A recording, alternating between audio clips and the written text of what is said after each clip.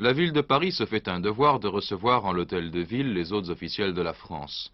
Vers midi, c'est Madame de Hautecloque, président du Conseil de Paris, qui accueillait le président Suharto et son épouse.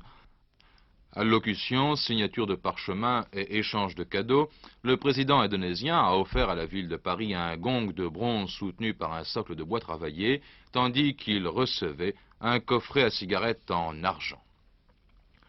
En se rendant à l'invitation des industriels français à la Chambre de commerce de Paris, on pouvait constater que le voyage du premier Indonésien était placé sous le signe du rapprochement et du développement.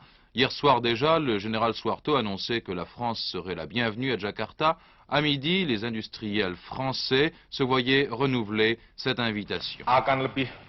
Il vous serait profitable, à vous, hommes d'affaires toujours à l'affût de nouvelles possibilités dans n'importe quel domaine, de vous intéresser au potentiel que possède l'Indonésie.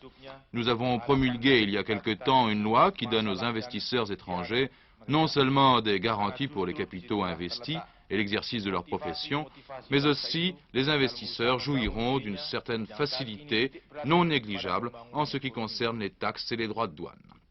Dans le courant de l'après-midi, le général Suharto a dû préciser au président Pompidou comment il envisageait le développement de son pays, mais aussi les problèmes de politique internationale, en particulier en ce qui concerne l'Asie du Sud-Est, ont dû être abordés.